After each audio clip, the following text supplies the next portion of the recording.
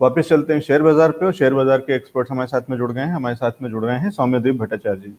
सौम्यदीप जी हमारे साथ में हैं और काफ़ी समय से हमारे साथ में जुड़ते आए हैं, और इनके रिकमेंडेशंस, इनके गाइडेंस का फ़ायदा हमारे दर्शकों को बहुत मिलता है। सौम्यदीप जी, बहुत स्वागत है आपका एक बार फिर मार्केट लाइव में। Good morning, sir, and good morning to all the viewers, and thank you for inviting me on the show. ठीक है, thank you for coming sir. Saumyadeep ji, ये बताइए कि बाजार एक दायरे में है, कभी वो दायरा थोड़ा छोटा हो जाता है, कभी वो दायरा थोड़ा बड़ा हो जाता है। आप कैसे देखते हैं कि क्या ये दायरा चिंता का विषय होना चाहिए, या ये दायरा हेल्दी दायरा है और इसके अंदर में बाजार अपने आप को मजबूत कर रहा है? आप कैसे देखते हैं? सर, जैसा कि मैंने पिछले शो में बताया था कि 15,900, 16,000 ये एक क्रिटिकल लेवल रहेगा। एक तो 16,000 का एक साइकोलॉजिकल लेवल, और 15,900 इसलिए इम्पोर्टेंट है क्योंकि ये जोन 100 पॉइंट्स का, क्योंकि मंथली चार्ट में RSI 70 के ऊपर चल रहा है, और जब मंथली चार्ट में निफ्टी का RSI 70 के ऊपर गया है, मार्केट ने करेक्शन देखा है, 1-2 महीने का करेक्शन चला है, निफ्टी अपने 200 DMA को टेस्ट किया है, उसके बाद में फिर ट्रेंड को रिज्यूम किया है अपसाइड में। अभी ये तो कहानी वीकली और मंथली चार्ट का है। वीकली चार्ट में भी हम लोग ओवरबॉट है, और डेली चार्ट में देखेंगे तो एक divergence on all the momentum indicators that I use, stochastic, RSI and ROC, इन सब में है। तो ये दिखाता है कि मार्केट यहाँ पर टायर्ड है, और देखेंगे तो 3 बार हम लोगों ने लगातार ट्राई किया है 15,900 के क्रॉस करने का, क्लोजिंग देने का, लेकिन लगातार फेल किया है। और कल का जो बार बना है वो कैंडलस्टिक पैटर्न में एक बियरिश डार्क क्लाउड कवर एक पैटर्न है, वो बार बना है जो कि एक नेगेटिव बार है। मुझे लगता है एक बार अभी तो मार्केट 15,920 से लेकर 15,700 के बीच में रेंज बाउंड है। एक बार 15,700 टूटेगा तो डाउन साइड में मार्केट 15,450 से लेकर 15,500 तक फिसल सकता है, उसके नीचे भी जा सकता है।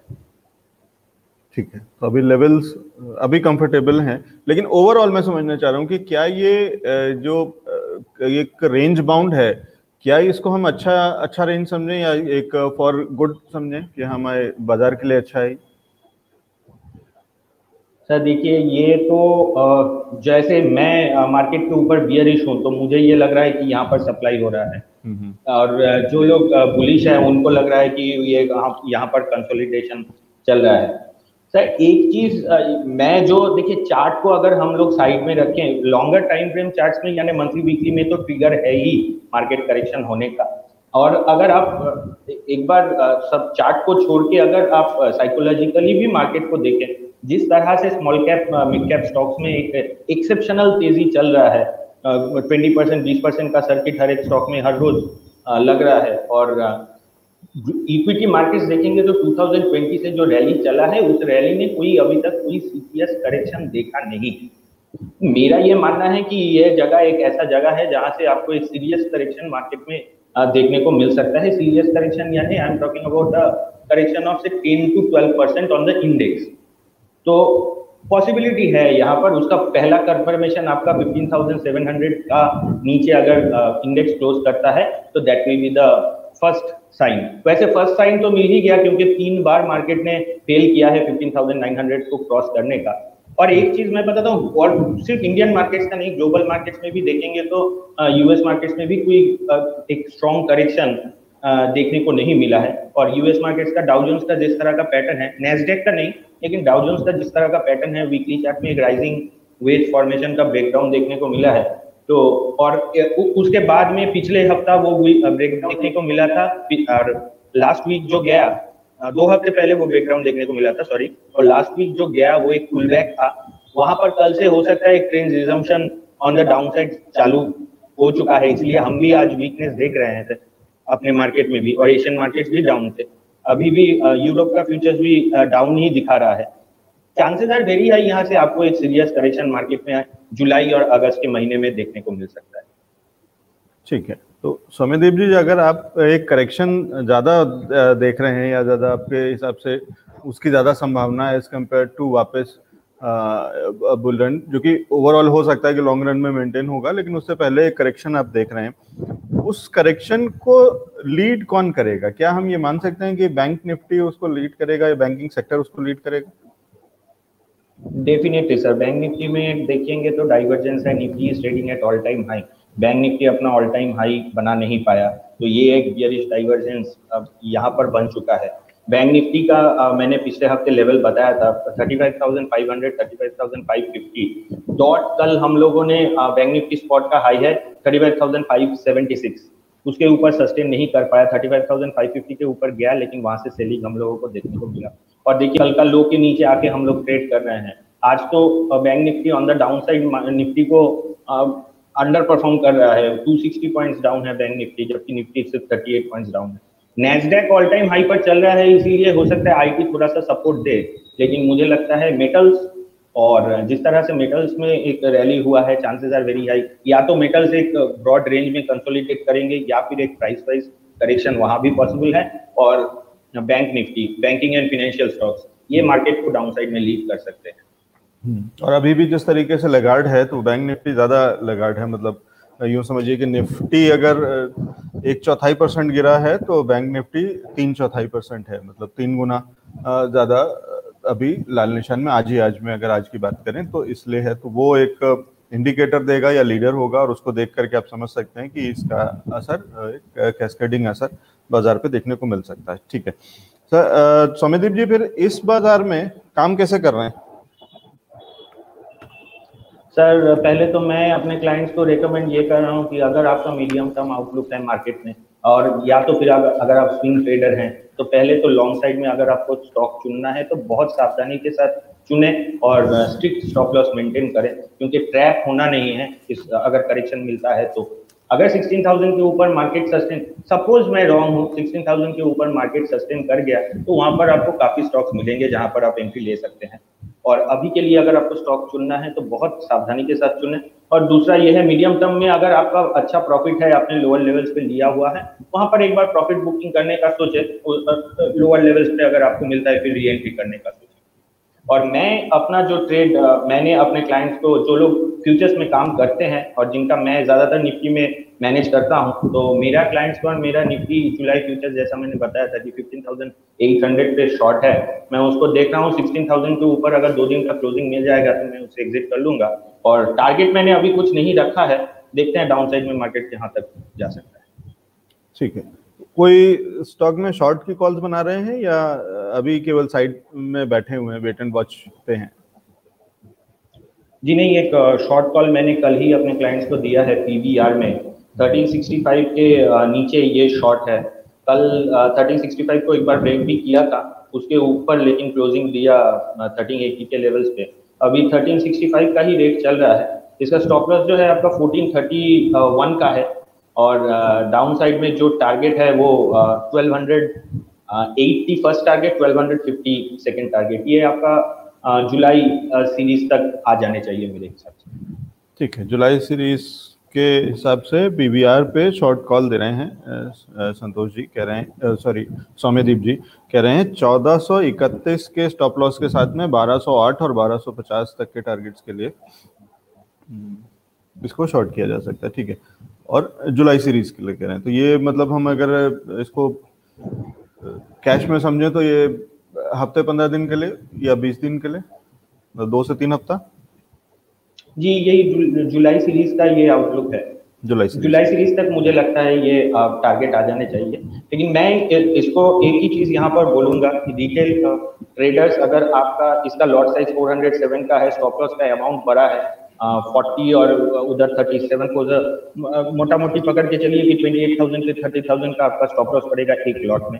तो अगर आपका रिस्क एपेटाइट उस तरह का है तभी इस ट्रेड को ले, नहीं तो अवॉइड करें। एक बार मार्केट का करेक्शन खत्म होने दीजिए, अपसाइड में स्टॉक्स आपको काफी मिलेगा जिसमें आप कैश मार्केट में काम कर सकते हैं। ठीक है, सही, और बात सही है, क्योंकि लॉजिक है, रैशनल है उसके अंदर में कि सौम्यदीप जी कह रहे हैं कि बाजार में बहुत ज्यादा मौके नहीं है, और इट्स ओके मतलब अगर ऐसा भी बाजार होता है तो ये ठीक है, कोई इसमें कोई खराबी नहीं है। इस तरीके का भी बाजार होगा, ये जरूरी नहीं है कि सब एक तरफ चले और सब कुछ बहुत क्लियर कट हो, अभी तक था, अब नहीं है। अगर कुछ समय लगेगा बाजार के अंदर में, तो इस समय बेहतर ये होगा कि थोड़ा सा या तो वेट एंड वॉच करें, या आप बहुत एग्रेसिव हैं अगर और आपके पास रिस्क एपेटाइट बड़ा है, अगर आप ले सकते हैं, तो ये पीवीआर की शॉर्ट कॉल है जो जुलाई फ्यूचर्स के लिए की सीरीज के लिए सौम्यदीप जी ने दी है। ठीक है, फिर सौम्यदीप जी मैं कुछ एक सवाल ले लूं क्या फिर?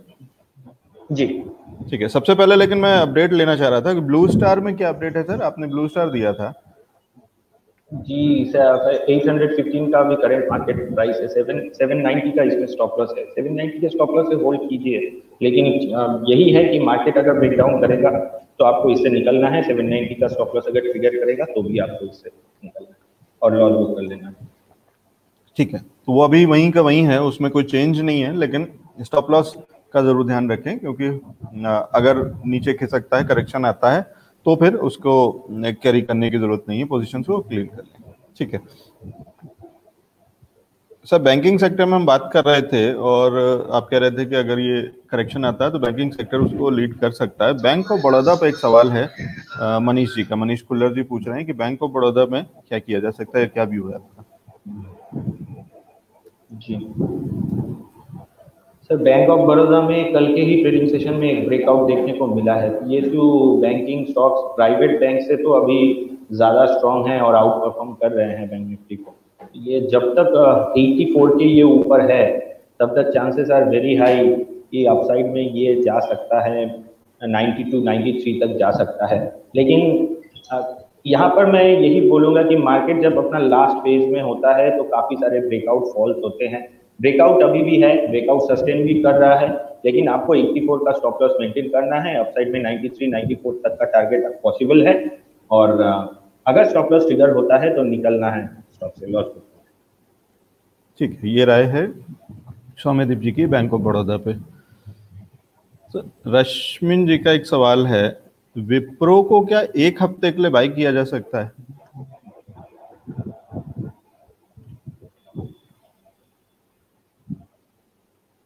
सर वैसे आईटी स्टॉक्स, जैसा कि मैंने बताया, नैस्डैक ऑल टाइम हाई पर है। आईटी स्टॉक्स काफी स्ट्रांग है, आईटी इंडेक्स और even individual IT stocks. Wipro में करेक्शन देखने को मिला है, 560 से करेक्ट होकर ये स्टॉक नीचे 530 तक गया था, अभी 550 में ट्रेड हो रहा है। रेंज बाउंड पैटर्न है, वीकली चार्ट अभी भी पॉसिबल है। यहाँ पर अगर आप लेना ही चाहते हैं तो मैं एक स्टॉप लॉस सजेस्ट करूंगा 530 का, उससे नीचे ना देखें। अगर 530 के नीचे ये स्टॉक खिसकता है तो उसको एग्जिट करें। अपसाइड में ये अगर एक 560 से लेकर 563 का एक रेजिस्टेंस दिख रहा है, उसको अगर क्रॉस कर लेता है तो फिर और 30 से 40 पॉइंट्स का मूव, यानी कि 590 से 600 तक भी ये स्टॉक आते दिनों में आपको दिख सकता है। ठीक है सौम्यदीप जी, जितना मैं आपको समझ पा रहा हूँ या जितना डिस्कशन हम कर रहे हैं, उसमें जो एक चीज मुझे जो बॉटम लाइन निकल के आती हुई दिख रही है, आईटी सेक्टर ही इकलौता शायद सेक्टर है जहां पे अभी भी अगर बाय ही करना है और जबरदस्ती भी बाय करना है जैसी चीज है, तो आईटी सेक्टर में ही वो स्कोप दिखाई देता है, बाकी बहुत ना के बराबर है कहीं और ऐसे मौके? एफएमसीजी, आईटी और फार्मा, ये तीनों सेक्टर हैं, उसमें सबसे स्ट्रॉन्ग तो आईटी सेक्टर है, नो डाउट अबाउट दैट। और एफएमसीजी और फार्मा डिफेंसिव सेक्टर है। अगर मार्केट में गिरावट देखने को मिलता है तो हो सकता है वो थोड़ा सा चले। एक स्टॉक मैंने कल ही जब चार्ट देख रहा था एंड ऑफ द डे, तब एक स्टॉक मेरे ध्यान में आया, वो बायोकॉन है। बायोकॉन को आप ध्यान में रख सकते हैं, कंडीशनल बाई है ये। अगर 410 412 इस रेजिस्टेंस जोन को ये क्लियर कर पाता है और 412 के ऊपर इसका क्लोजिंग आता है, तो अपसाइड में ये मीडियम टर्म में 470 से लेकर 480 तक भी जा सकता है। तो ये एक स्टॉक आप ध्यान में रख सकते हैं। किसी भी डेली दिन का क्लोजिंग अगर 412 के ऊपर आ रहा है तो आप इसको बाई कर सकते हैं with a stop loss of 390, और अपसाइड में ये इन दैट केस 470 से 480 का टारगेट आपको हो सकता है। ठीक है, तो अगर हमें बाय के ही अपॉर्चुनिटीज ढूंढनी पड़े तो जबरदस्ती जो अगर हम सौम्यदीप जी से कुछ ले पा रहे हैं तो उसमें एक बायोकॉन निकल के आता है कि एक अगर उसको शायद उसमें कुछ स्कोप बनता है। ठीक है सौम्यदीप जी, एक सद्भाव इंफ्रा पे सवाल है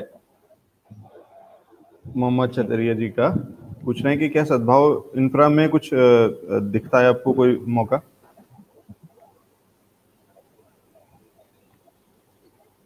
कि 2018 से वीकली चार्ट देखेंगे तो लगातार ये स्टॉक 150 का रेट था 2018 में, अभी ये लो लगा के आया था ₹9 का, शायद 9 रुपया का, नहीं 12 रुपया के करीब का लो है। वहां से फिर पुल बैक देके अभी 33। अभी तो इंटरमीडिएट अप ट्रेंड में है, वीकली चार्ट अभी पॉजिटिव है, लेकिन ये कुछ ऐसा स्टॉक नहीं है। रिलेटिवली अगर आप देखेंगे market is at all time high, अच्छे स्टॉक्स जो हैं वो अपने ऑल टाइम हाई के करीब ट्रेड कर रहे हैं, और ये सिर्फ मार्केट क्योंकि मिड कैप और स्मॉल कैप स्टॉक इतना चल रहा है, इस हिसाब से थोड़ा सा पुल बैक है। मुझे लगता है अगर ट्रेडिंग के हिसाब से आपने लिया है तो एक बार प्रॉफिट बुकिंग करें और इसमें से निकल जाएं। बेटर अपॉर्चुनिटीज अवेलेबल है मार्केट में, क्योंकि अगर मार्केट करेक्शन देगा then this type of stocks will be first to go down. जो अंडर परफॉर्म जिन्होंने किया है, जब मार्केट इतने रैली कर चुका है और उसके अंदर में अगर इसने शेयर ने ना के बराबर मूवमेंट दिखाया है और 12-14 रुपए से मात्र 30-31 रुपए 33 रुपए तक ही गया है, तो ये बहुत ही ना के बराबर मूवमेंट है, और इसलिए इसमें कह रहे हैं कि बहुत कॉन्फिडेंस नहीं बनता है, और अगर थोड़ा सा भी करेक्शन आएगा तो उसमें सबसे ज्यादा नुकसान भी इन्हीं शेयर्स में होगा। ठीक है, सौम्यदीप जी, एक सवाल आईजीएल पे आ रहा है और 2-3 दर्शक हमें पूछ रहे हैं, टेकपाल भाटिया जी भी पूछ रहे हैं और भावेश शर्मा जी, आईजीएल में कुछ हो रहा है क्या? जी, आईजीएल में बहुत दिन के बाद का एक ब्रेकआउट आ रहा है। ये 545 से लेकर 550 का एक रेजिस्टेंस जोन था, उसको ये स्टॉक आज ब्रेकआउट दे रहा है, उसके ऊपर आके ट्रेड कर रहा है। कल और आज का जो वॉल्यूम्स है वो भी काफी हाई है, तो अपसाइड में हो सकता है ये स्टॉक 575 से लेकर 580 तक जाए। तो इसमें एक बाइंग का ट्रिगर है, आज इसमें बाइंग का ट्रिगर है 530, आज का जो लो है 532, और 532 के स्टॉप लॉस में इसमें पोजीशन बना सकते हैं 580 585 के टारगेट्स के लिए। ठीक है, कितना कॉन्फिडेंस है सर इसमें? अगर कितना पैसा, मतलब अगर 100 रुपए डालने हैं तो आज अभी कितनी बाय किया जाना चाहिए? सर यही है कि मेरा मार्केट के ऊपर व्यू नेगेटिव है, लेकिन इसमें बाई ट्रिगर है। अभी टेक्निकली देखेंगे तो मैं इसको बोल नहीं सकता कि इसमें बाई ट्रिगर नहीं है लेकिन मेरा मार्केट के ऊपर व्यू नेगेटिव है तो मैं तो अवॉइड करता हूँ, लेकिन टेक्निकली बाई ट्रिगर इसमें है, ब्रेकआउट आ रहा है, वॉल्यूम्स भी हाई है। तो अगर हाई रिस्क एपेटाइट है, मैं तो बोलूंगा कि अगर आप नॉर्मली जो क्वांटिटी करते हैं उससे आप 50% कर दीजिए, 50% क्वांटिटी, क्योंकि हो सकता है मार्केट करेक्शन देगा तो ये जो ब्रेकआउट्स अभी आ रहे हैं वो आपका फॉल्स निकले और डाउन साइड में ये स्टॉप लॉस को ट्रिगर करवाए।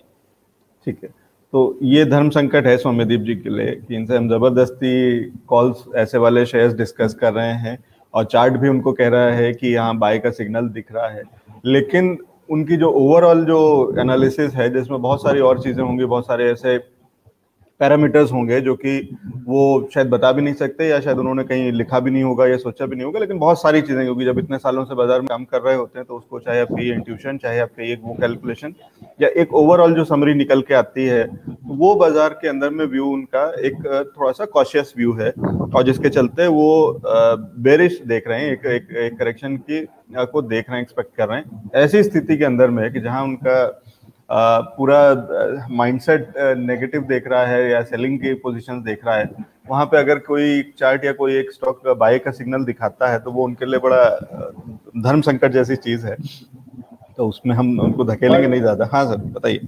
ये भी नहीं बोल सकते कि ट्रिगर नहीं है, बाइंग का ट्रिगर है, प्राइस एंड वॉल्यूम ब्रेकआउट है, ये भी नहीं बोल सकते, इसीलिए बोलूंगा कि कम क्वांटिटी कीजिए। अगर आप 100 शेयर्स करते हैं तो मैं तो ये रिकमेंड करूंगा कि 50 शेयर्स कीजिए, क्योंकि काफी time last leg of the जो रैली होता है उसमें जो स्टॉक्स चलते हैं तो वो आप देखिए 2021 से गैस स्टॉक्स ने कुछ ज्यादा कुछ किया नहीं है, रेंज बाउंड था, अभी तो ब्रेकआउट दे रहा है, हो सकता है इसमें डिफेंसिव बाइंग भी आ रहा हो, इसलिए मैं बोलूंगा कि 50% कीजिए, 50% क्वांटिटी अपना जो नॉर्मल क्वांटिटी है उसे 50% कम कर दीजिए। ठीक है, तो ये भी एक तरीका है कॉशियस रहने का कि अगर आप जितना खरीदते हैं, अगर आप 100 शेयर लेने वाले थे तो 50 ही लीजिएगा। ये तो ये भी नहीं कि क्योंकि खाली कैसे बैठे रहें, कब तक बैठे रहें, तो कहीं एक लगता है आपको अगर सिग्नल दे रहा है और बाद में लगे कि आप चूक गए या बस मिस हो गई, तो इसलिए ले लेना चाहिए वाली चीज। तो लेकिन उतना ही लीजिए जितना आप रिस्क ले सकते हैं, क्योंकि अब जो कॉल्स हैं या बाय की साइड में जितनी भी चीजें हैं, नई बाय पोजिशन, वो उनमें रिस्क दिख रहा है, उसमें एक रेड निशान, रेड झंडा सौम्यदीप जी लगा रहे हैं और ये कह रहे हैं कि ये हो सकते हैं जो ब्रेकआउट जैसे सिग्नल जो दिख रहे हैं चार्ट पे आ रहे हैं, ये फॉल्स सिग्नल भी हो सकते हैं। तो अब मना नहीं कर रहे हैं कि वो कह रहे हैं कि चार्ट बता रहा है कि बाय का सिग्नल है, लेकिन ये भी कह रहे हैं साथ में कि ये हो सकता है कि ये फॉल्स इंडिकेशन हो, फॉल्स सिग्नल आ रहा हो, और अगर थोड़ा सा भी करेक्शन आएगा तो उसमें ये ज्यादा करेक्ट हो सकता है या नुकसान हो सकता है या आप ट्रैप हो सकते हैं। और एक इम्पोर्टेंट चीज सर कि ये डेरिवेटिव का हिस्सा है, फ्यूचर्स ऑप्शन में ट्रेड होता है ये स्टॉक। तो जब अगर मार्केट तेजी से गिरता है तो फ्यूचर ऑप्शन के जिस तरह से मतलब स्पेक्युलेटिव पोजीशंस रहते हैं, लेवरेज पोजीशंस रहते हैं, वो कटने चालू होंगे। उसमें डेरिवेटिव के जो स्टॉक होते हैं मार्केट के साथ ही वो चलते हैं ज्यादातर। 90% स्टॉक्स, 80% स्टॉक्स उस साइड में चलते हैं। तो वो भी एक चीज है कि अगर मार्केट ब्रेकडाउन देता है तो फिर ये ब्रेकआउट देखेंगे कि फॉल्स निकलेगा। हाँ, उसमें रिस्क भी बढ़ जाता है कि अगर जो डेरिवेटिव्स का हिस्सा होते हैं तो वो उसमें फ्लक्चुएशन या वोलेटिलिटी ज्यादा हो सकती है, तो हो सकता है कि आप परेशान हो सकते हैं। तो उस तरीके से भी, उस नजर से भी सौम्यदीप जी कह रहे हैं कि इसमें थोड़ा सा कॉशियस रहें, खासकर इस तरीके के शेयर्स में जो वहां पे भी हैं, डेरिवेटिव्स में भी। ठीक है सर, राकेश पोकर जी का एक सवाल है टाटा कॉफी को लेकर के। टाटा कॉफी कैसा दिख रहा है?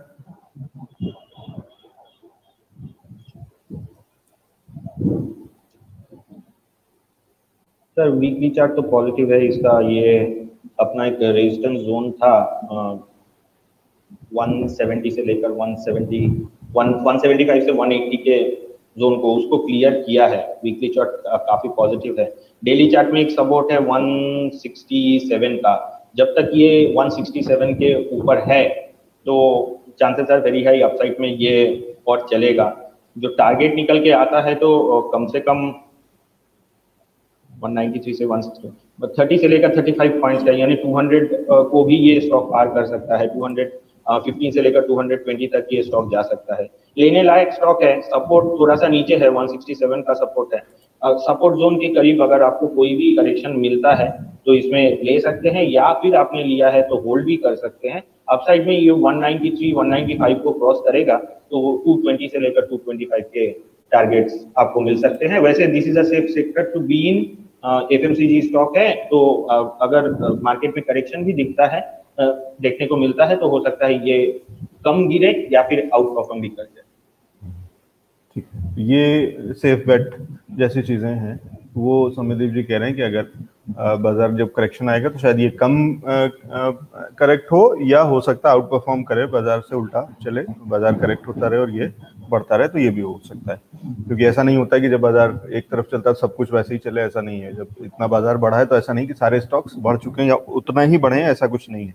बहुत सारे स्टॉक्स हैं जो नहीं बढ़े हैं या नेगेटिव में हैं, और ये होता रहता है। ठीक है, बाजार में निफ्टी पे एक नजर डाल लें तो थोड़ा सा nervousness on a daily basis आज के उसमें है, अपने लोज के आसपास ही काम कर रहा है, तो बहुत स्ट्रेंथ नहीं दिखती आ रही है, वापस रिकवरी कहीं नहीं हो रही है। और खासकर बैंक निफ्टी में जो ऑलमोस्ट 1% की गिरावट तक पहुंचने के बार बार है, मतलब अपने लोज के आसपास काम कर रहा है, 35,048 के आसपास। सर बैंक निफ्टी में अगर 35 क्या लेवल्स टूटेंगे तो आपको बेरिश में कन्विक्शन आ जाएगा, या आपको दिख जाएगा कि ये ट्रेंड आ गया, आ जाएगा बैंक निफ्टी की अगर बात करें तो? जी सर, बैंक निफ्टी में ये जो 25 जून जो बार बना था, यानी फ्राइडे को जो बार बना था, वो एक काइंड ऑफ बाइंग का एक ट्रिगर था। ब्रेकआउट, एक ट्रायंगल पैटर्न का ब्रेकआउट था, लेकिन वो ब्रेकआउट के नीचे अगर ये चला जाता है, देखिए उस दिन जिन लोगों ने लिया था, जो कि बुल्स थे, जो जिनका मार्केट के ऊपर आउटलुक पॉजिटिव था, उन लोगों ने उस दिन लिया था। और वो जो लो है उस दिन का 34,900 आप पकड़ के चलिए। अगर 34,900 के नीचे बैंक निफ्टी ट्रेड करने लगता है तो वो लॉन्ग जो हैं वो अभी धीरे धीरे कटने चालू होंगे, और इन दैट केस मैं मानूंगा कि बैंक निफ्टी अपना ट्रेंड को रिवर्स कर चुका है। वो जो ब्रेकआउट है वो फॉल्स हो चुका है, और डाउन साइड में in that case bank Nifty 34,000 तक भी फिसल सकता है। मैंने 900 पॉइंट से 900 पॉइंट का फॉल बैंक निफ्टी दिखा सकता है, जो एक बड़ी गिरावट दिखा सकता है, और उसके चलते पूरे बाजार में वो करेक्शन देखने को मिल सकता है। ठीक है, तो सर एक आध सवाल और ले लेते हैं। अच्छा, बैंक निफ्टी पे सोनिया जी पूछ रही हैं, हम उसी पे बात कर रहे थे, तो सोनिया जी आपके सवाल का जवाब मैं समझता हूँ मिल गया होगा। श्रेयसी जी का एक सवाल है लॉरस लैब्स पे। आप कह रहे थे, और साथ ही साथ दो तीन सवाल और आ गए हैं जो कि फार्मा सेक्टर से ही जुड़े हुए हैं, लॉरेस, फाइजर और औरो। तीनों पे एक बार व्यू भी दे दीजिए, और तीनों में अगर कुछ सिलेक्ट करना हो तो कौन सा आपका फेवरेट कैंडिडेट कौन होगा इन तीन में, लॉरेस, फाइजर और औरो? जी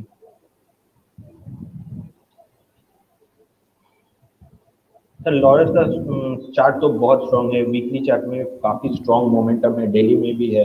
सपोर्ट इसका बहुत नीचे पड़ता है, अभी जो सपोर्ट चार्ट में दिखता है वो 620 से लेकर 625 का है, अभी 680 का करंट मार्केट प्राइस है, यानी कि लगभग 10% नीचे इसका सपोर्ट होना था।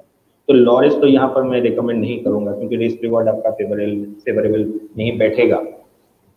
फाइजर एक वीकली ब्रेकआउट आज देने का कोशिश कर रहा है, लेकिन वीकली ब्रेकआउट तो हमें फ्राइडे को ही कंफर्म करना चाहिए, क्योंकि हो सकता है ये 2-3 दिन ऊपर रह के फिर फ्राइडे का क्लोजिंग उस लेवल के नीचे आए। लेकिन 5700 के ऊपर अगर फाइजर सस्टेन करता है और ट्रेड करता है तो फाइजर हो सकता है अपसाइड में आपको ये जो रेंज था 5100 से लेकर 5700 का, यानी 600 पॉइंट्स का मूव, यानी 6300 तक फाइजर का नेक्स्ट टारगेट बैठता है ऑन वीकली चार्ट। तो 5700 को वॉच कीजिए, अगर 5700 के ऊपर ये 1-2 दिन और ट्रेड करने लगता है, चांसेस आर वेरी हाई कि 6300 तक ये जा सकता है। फाइजर ठीक लग रहा है, in that case stop loss आपका 5450 का रहेगा फाइजर में। और वैसे मैंने अपना स्टॉक बता ही दिया है कि बायोकॉन का मैं देख रहा हूँ, फार्मा सेक्टर में अगर आपको लेना ही है तो बायोकॉन मुझे ठीक लग रहा है। और एक स्टॉक जो ठीक है वो है ल्यूपिन। ल्यूपिन ने एक करेक्शन देखा है, ये 1250 से लेकर डाउन साइड में ये करेक्शन, जनरली मैं क्या करेक्शन के बाद में स्ट्रॉन्ग स्टॉक को रिवर्सल में ट्रेड करने का कोशिश करता हूँ। तो ल्यूपिन का एक सेटअप वैसा बन रहा है, ऊपर की तरफ 1250 से करेक्ट होकर ये स्टॉक 1140 तक आया था, उसके बाद में अभी बेस फॉर्मेशन करने का कोशिश कर रहा है। 1175 का एक लेवल है, 1175 के ऊपर अगर ल्यूपिन क्लोजिंग देगा तो अपसाइड में हो सकता है 1240 से लेकर 1250 आपको फिर से देखने को मिले। तो एक आप बायोकॉन देख सकते हैं, एक ल्यूपिन भी देख सकते हैं, दूसरा फाइजर मैंने बताया कि अगर ये 5700 के ऊपर सस्टेन करता है तो 6300 तक अपसाइड में जा सकता है। ठीक है, तो ये है फार्मा सेक्टर पे एक ओवरऑल राय। इसको हम अलग से भी, इस सेगमेंट को अलग से आपके लिए पोस्ट कर देंगे, पब्लिश कर देंगे, तो आप उसको भी देख सकते हैं कि सौम्यदीप जी ने एक ओवरऑल फार्मा सेक्टर को कवर कर लिया, और उसके अंदर में सबसे जो फेवरेट पिक्स हैं, जिसमें कि बायोकॉन उनकी मेन है, जो उन्होंने पहले भी हमें दिया है, तो वो एक इम्पोर्टेंट है। ठीक है सौम्यदीप जी, एक शाहिद खान जी का सवाल है, ये है स्टर्लिंग विल्सन को लेकर। स्टर्लिंग विल्सन मेरे ख्याल से एसडब्ल्यू सोलर हुआ जी, SW solar sir range bound stock है ये, डाउन साइड में सपोर्ट 220 से लेकर 225 के बीच में है, वहां से ये स्टॉक एक रिवर्सल का सिग्नल दिया है। रिवर्सल जो है वो आया था 22 जून को, ये बाई सिग्नल इसमें आया था, वो 250 के लेवल पे आया था और 267 अभी करंट मार्केट प्राइस चल रहा है। देखिए 250 का अभी ये सपोर्ट स्टॉक में दिख रहा है, 250 के लेवल तक ये नीचे आता है तो वहां पर बाई आप कर सकते हैं। अपसाइड में 300 से 10 से लेकर 300 तक जा सकता है अपसाइड में स्टॉक, लेकिन 250 का सपोर्ट है तो उसके जितना करीब हो सके उतना करीब बाई करने का कोशिश कीजिए।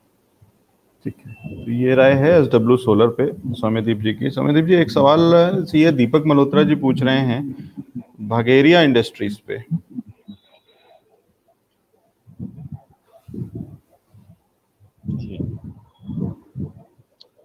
बाइंग का ट्रिगर इसमें भी है, जैसे सब मिड कैप स्टॉक्स में है। वैसे ये स्ट्रॉन्ग स्टॉक है, जितना डेटा मुझे मिल रहा है 2016 का लिस्टिंग है, उसके बाद में ये स्टॉक ने अच्छा ही अभी ऑल टाइम हाई के करीब चल रहा है।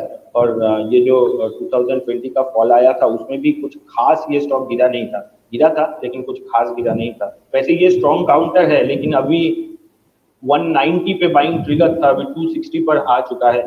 सपोर्ट जो है अभी मेरे ख्याल से 210 से लेकर 200 का रहेगा डेली चार्ट में। अगर आपको इसमें करेक्शन मिलता है तब कोशिश कीजिए एंट्री करने का, अगर आपका मीडियम टर्म पर्सपेक्टिव है। एकदम से ट्रेडिंग का नजरिया है तो आज एक ब्रेकआउट आ रहा है। फिर 262 के ऊपर अगर आज का क्लोजिंग आता है तो अपसाइड में एकदम शॉर्ट टर्म का नजरिया है तो 285 से 290 के टारगेट्स रख के और स्टॉप लॉस 247 का रख के आज का जो लो है वहां पर यहाँ पर एंट्री लिया जा सकता है। शॉर्ट टर्म में एक बाइंग का ट्रिगर है with a very strict stop loss of 247। ठीक है, तो सौम्यदीप जी, हमारे दर्शक जो है वो आपको बार बार ऐसे धर्म संकट में धकेल रहे हैं जब आप बेरिश मूड के साथ में बैठे हैं और वो आपसे जबरदस्ती बाय की कंफर्मेशन ले रहे हैं। इंटरेस्टिंग है सर। किटी मल्होत्रा जी का एक सवाल है और इसमें दो सवाल है, मतलब दो स्टॉक्स पे वो जानना चाहते हैं कि HSIL और TN पेट्रो, तमिलनाडु पेट्रो और HSIL।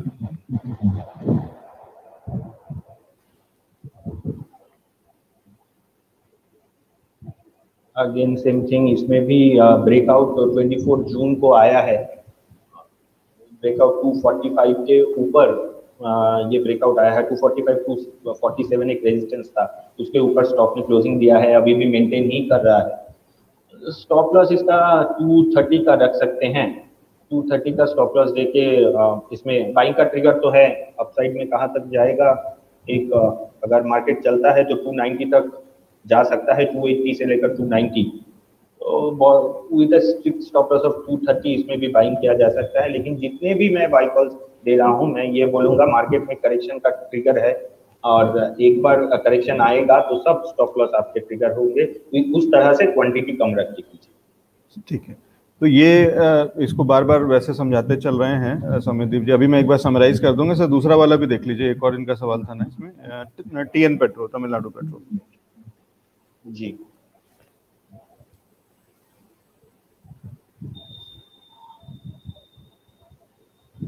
सर ये स्टॉक ने ब्रेकआउट दिया था। वैसे वीकली चार्ट तो पॉजिटिव है, डेली भी पॉजिटिव है। 112 के ऊपर, 113 के ऊपर ब्रेकआउट दिया था, 127 तक चला गया। उसके बाद में आज तो गैप अप ओपनिंग के बाद में एक नेगेटिव बार का फॉर्मेशन है अभी तक का।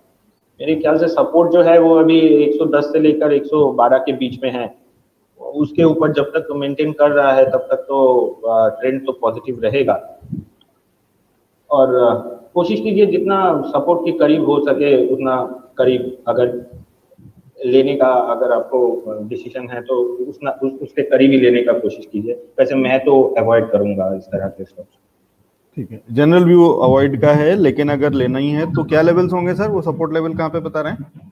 110 से लेकर 112 उसके बीच में। ठीक है, 110 से 112 के आसपास में अगर मिलता है तो वो फिर भी थोड़ा सा कंफर्टेबल लेवल होगा एंट्री करने का। ये लेवल्स में काफी चल चुका है और इसलिए सौम्यदीप जी बहुत कन्विक्शन के साथ में या वैसे कन्विंस नहीं है, और ऊपर से ओवरऑल जो व्यू क्योंकि उनका बेरिश है तो इसलिए भी थोड़ा सा वो अवॉइड की ही सलाह दे रहे हैं नई एंट्री के लिए।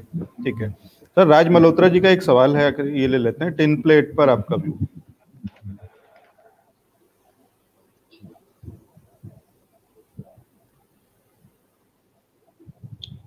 सर टिन प्लेट एक रेंज बाउंड मूवमेंट दिखा रहा है। 233 235 अपसाइड में, डाउन साइड में जो सपोर्ट है वो है 200 से लेकर 198 का, और उसके बीचों बीच ट्रेड कर रहा है। एक बार ये 230 ऐसे स्ट्रॉन्ग स्टॉक है वीकली चार्ट पर, मंथली चार्ट पर।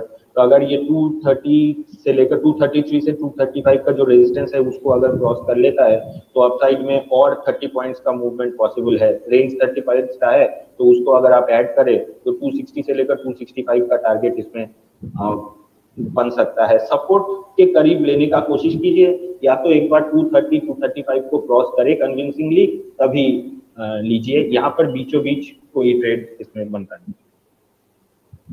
ठीक है, बाकी सवाल मैं चंद्र जी अभी जुड़ेंगे तो उनसे ले लूंगा, लेकिन सर एक सवाल आपसे चलते चलते सौम्यदीप जी ले लेना चाहता हूँ, दिनेश शर्मा जी, क्योंकि ये थोड़ा सा लंबा व्यू मांग रहे हैं अंबा एंटरप्राइजेस पे। एक साल का व्यू क्या है? Amba Organics, Amba enterprises BSE का है सर ये। जी 20% अपर सर्किट। सर इसमें टेक्निकल व्यू देना, क्योंकि ये सर्किट टू सर्किट चलता है, काफी लो वॉल्यूम स्टॉक है।